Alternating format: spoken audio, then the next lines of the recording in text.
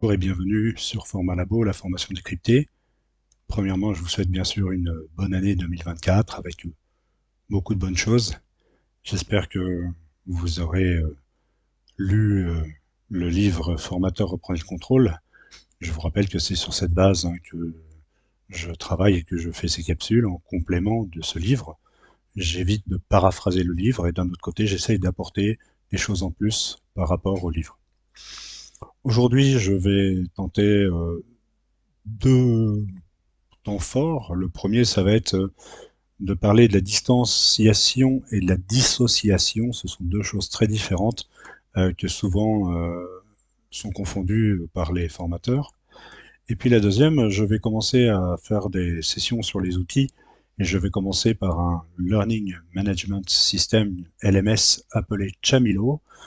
Je vais vous expliquer comment ça se prononce, pourquoi ça se prononce comme ça, les difficultés par rapport à ça. Donc c'est Chamilo en français, Chamilo dans les autres pays. C'est un LMS qui est assez intéressant et surtout il est gratuit et on peut l'utiliser en local, on peut faire plein de choses avec et je vais vous en dire un petit peu plus. Mais sans plus attendre, distanciation et dissociation. Donc si vous avez le livre, vous savez que la distanciation, c'est prendre de la distance, c'est présenter un costume. Si on devait pousser au paroxysme, on serait dans la schizophrénie, c'est-à-dire une personne qui est un peu en double personnalité simultanée. La dissociation, c'est toujours avoir plusieurs personnalités, mais surtout elles sont différentes, elles dépendent de l'environnement.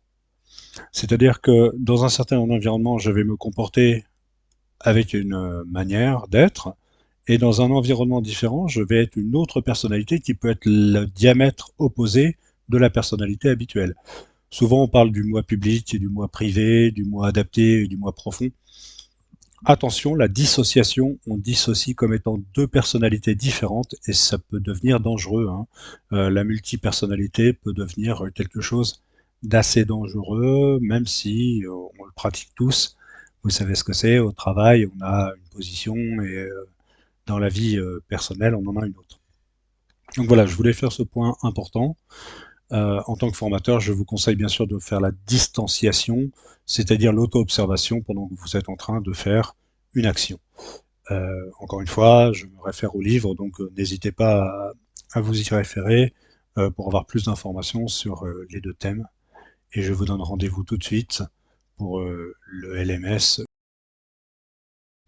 Comme convenu, nous nous retrouvons par la deuxième partie de cette capsule, format labo, la formation décryptée, avec une partie outils. Donc on va commencer par les contenants qui sont le LMS et le LCMS, ainsi que le CMS.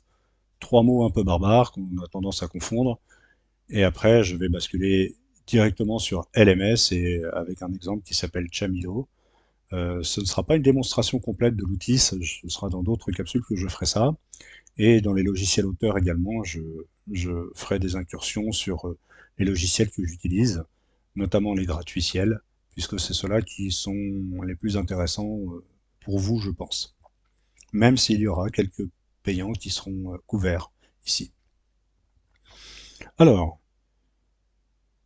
LMS, CMS, à l'origine, la différence, c'est le CMS, c'est un Content Management System, c'est un management de contenu. Alors on va retrouver WordPress, on va retrouver Joomla, on va retrouver Moodle. Étonnant, n'est-ce pas? Moodle est un CMS à la base, sur lequel a été implémenté des fonctions de LMS, de Learning. Je reviens après. Donc tous ces CMS permettent de gérer du contenu.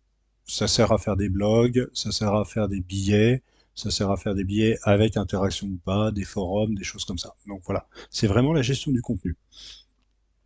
Dans une entreprise, par exemple, un CMS va permettre de capitaliser les connaissances des gens et de les ranger soit par thème, soit par difficulté. Voilà. Donc on est vraiment sur de la gestion documentaire euh, avec une interaction soit de personnes dédiées, soit alors de tout le monde, soit alors tout le monde avec contrôle et révision. Comme je vous le dis, le CMS gère le document. Et vous allez avoir des utilisateurs auxquels vous allez donner des droits de lire ou pas le document, de le télécharger, d'ajouter des documents, de retirer des documents. Donc vous allez donner des droits d'accès aux documents. Le LMS était à l'origine prévenu pour faire de la formation à distance sans formateur. Ce qu'on appelle malheureusement le e-learning. Vous savez maintenant que c'est une hérésie, surtout si vous avez lu le livre Formateur, reprenez le contrôle. Donc le LMS est une plateforme dédiée aux apprenants, avec tout un suivi sur les apprenants, leur temps passé sur la plateforme, leur temps passé dans les parcours, le nombre de documents téléchargés évidemment, s'ils ont bien répondu à des tests ou pas, des tests qui peuvent être internes, externes. Vous pouvez faire du contenu multimédia, vous pouvez faire du contenu euh, très internalisé, mais dans un format spécial qu'on appelle le SCORM. Encore une fois, vous avez tout décrit dans le livre, hein. Je ne vais pas revenir sur la norme SCORM. Mais c'est important de savoir que la plateforme gère un format spécifique qui est dans un schéma learning qui est normalisé, au même titre que la rédaction technique est normalisée. Donc le LMS, c'est une plateforme dédiée à l'apprentissage sur laquelle on va donner des ressources et en fait, ces ressources gravitent autour de l'apprenant. Nous avons un apprenant, on va lui créer un parcours avec des difficultés qui vont être progressives, et puis nous allons lui attribuer des certificats, des badges, des progressions, etc. Le CMS, c'est un ensemble de documents qui vont permettre à l'apprenant, par exemple, ou à la personne qui cherche une information, d'aller consulter cette bibliothèque de documents. Vous voyez un petit peu la différence. Évidemment, Moodle, euh, qui était très utilisé dans les universités, a rajouté un plugin qui permet de télécharger des formations au format SCORM, donc comme un LMS standard.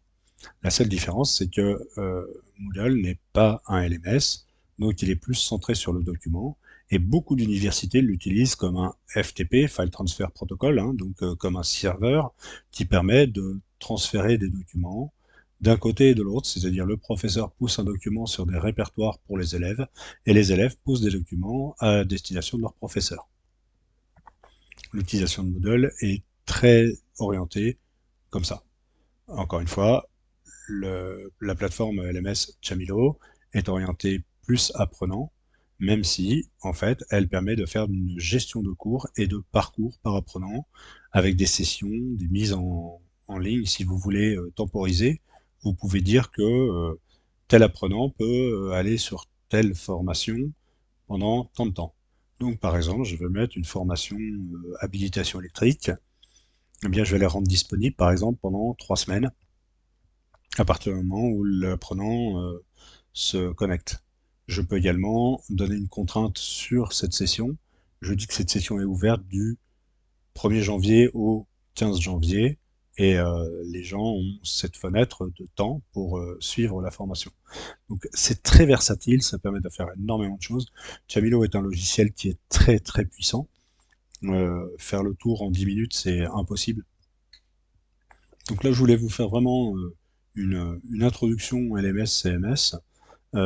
Et dans une capsule prochaine, je vous ferai découvrir cette fameuse plateforme Chamilo avec son logiciel auteur, des choses embarquées qui sont très intéressantes.